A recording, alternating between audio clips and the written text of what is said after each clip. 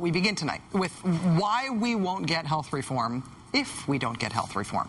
A previously unknown conservative Democratic congressman is trying to make the entire health reform effort contingent on him and his effort to use reform to usher in the biggest restrictions on abortion in a generation. He, of course, is Congressman Bart Stupak of Michigan, and he is now doubling down on his pledge to kill health reform if it doesn't include the anti-abortion language he helped author. Mr. Stupak making the media rounds today, insisting that his anti-abortion language must, I repeat, must stay in the bill.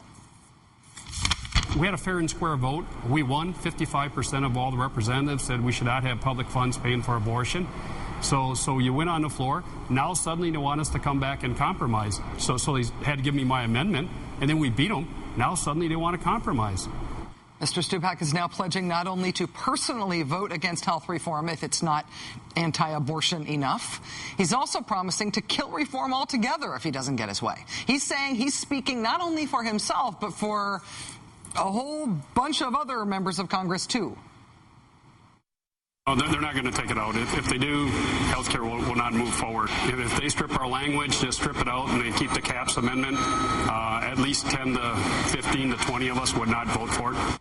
At least 10 to 15 to 20 of us will not vote for it. A weighty threat, right? A weighty threat that is weakened somewhat by the fact that just last week, Mr. Stupak said he had 40 votes that could bring down health reform. What happened to the other 20, 25, 30 of his supposed votes? Mr. Stupak's apparent anti-abortion mentor, Republican Congressman Joe Pitts, is also making news tonight. What's known as the Stupak Amendment is actually the Stupak-Pitts Amendment, because Democrat Bart Stupak and Republican Joe Pitts co-wrote and co-introduced the anti-abortion language. We spoke with Congressman Pitts' office today. They gave us a one-word answer as to whether or not Mr. Pitts would support a final health reform bill that includes that anti-abortion language he helped put in it. The answer from Congressman Pitts' office, and I quote, no. Not probably not unlikely, not wait and see, just no, N-O, no. So why is anyone checking with Joe Pitts to see what he wants in the bill if he's promising to vote against it no matter what's in it? On the Senate side, it seems like the man now taking the lead role in blocking health reform is Republican Senator Tom Coburn. Mr. Coburn now telling reporters he plans to force the entire health reform bill to be read aloud word by word on the Senate floor before any debate can go forward. Every word of every page. For those of you keeping score at home, the Senate version of the bill is expected to be about 1,000 pages long, which could theoretically take a Senate clerk a few days to read. Or Senate Democrats could hire the speed reader who was enlisted by House Democrats to read the 900-page climate change bill back aloud, hired to read the climate change bill aloud way back in May, you might recall. The clerk will read the bill. In lieu of the matter proposed to be inserted by the amendment offered by blank, insert the following. Section 1, short title, table of contents. A short title. The act may be cited as the Energy Production, Innovation, and Conservation Act. B, table of contents. Table of contents for the act is as follows. Section 1, short title and table of contents. Title 1, Clean Energy Standards. Go, go, go. We are now heading into the home stretch on health reform. And as we face down the prospect of getting health reform or not getting health reform, there remains an awkward connection among many of the people posing the biggest threats to it. And the connection is C Street, the Washington, D.C. townhouse operated by the secretive religious group The Family. Bart Stupak and Tom Coburn are both residents of the C Street house. Joe Pitts is reported to have high-ranking connections to The Family, which runs C Street. Think about what else is going on right now in Senator Coburn's life, for example, as he's deciding to step out not only against health reform, but also against the latest veterans' health bill. Senator Coburn has admitted to being the secret cash negotiator for fellow C Streeter John Ensign when Ensign was looking to pay off a campaign staffer with whom he had been having an affair. That affair has launched a Senate Ethics Committee investigation. It may yet launch a Justice Department investigation, and it still continues to unfold. ABC News is expected to air yet new allegations from John Ensign's chief accuser, the husband of his mistress, next week. And Politico.com now reporting further names and dates details on the alleged cash and ethics scandal that unfolded while Ensign was living at the C Street house and trying to bring the affair to a close. The Ensign sex scandal and the Mark Sanford sex scandal and later the alleged Chip Pickering sex scandal have all been tied to C Street over the past year.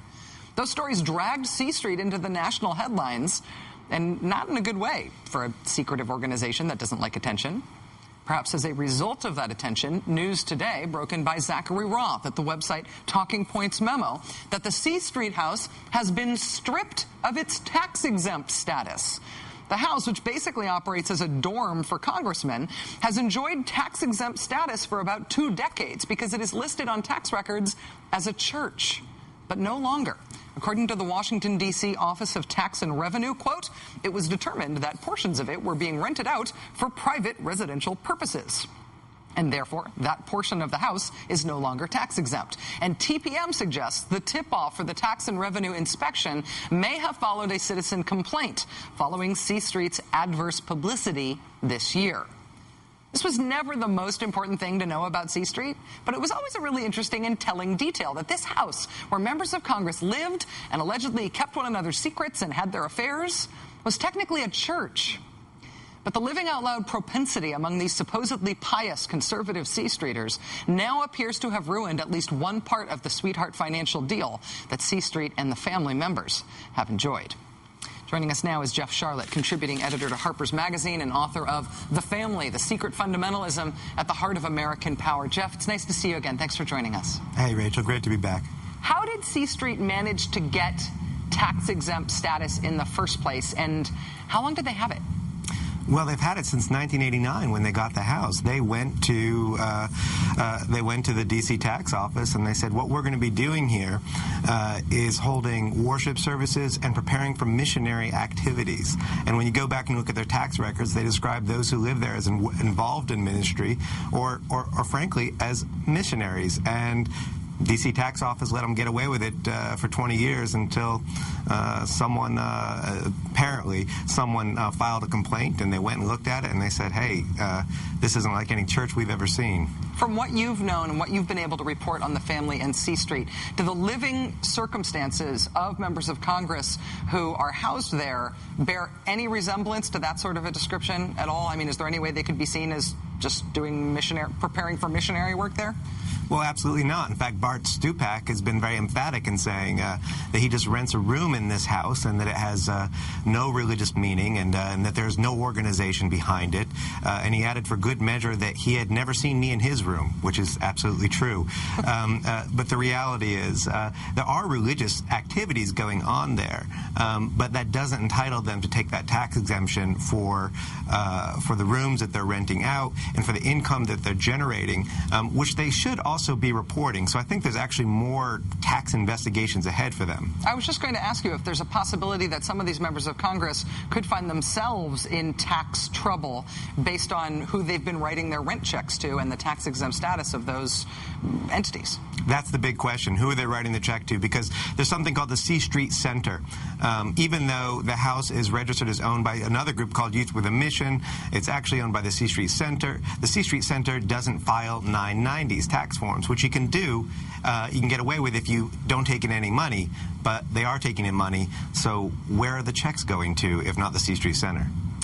On the bigger issue of the family, the influence of C Streeters in Washington and of this religious organization in our politics, you've written about the leader of the family, Doug Coe, a leader of the family, saying the more invisible you can make your organization, the more influence it will have. We know that they are, by design, a secretive organization, but this past year has blown that up for them a little bit. Is this higher profile they're suffering right now a problem for them in terms of their influence? I think it absolutely is. You know, again, you look at Bart Stupak. He passes his amendment. He goes home for a victory lap in his home district. He's doing a town hall. Opens up. The first questions he gets asked are about C Street, and people are saying, "What are you doing at C Street? And what's your relationship to Joe Pitts, this other C Streeter? What's your relationship to Zach Wamp, the very far right-wing congressman who also lives at C Street, Tennessee, running for governor of Tennessee? And here's this Democrat giving money to his far right-wing C Street brother." So it's making things hot for all the politicians who are involved. Jeff Charlotte, contributing editor to Harper's Magazine and author of The Family. Thanks very much for your time tonight, Jeff. Always good to have your insight. Thanks, Rachel.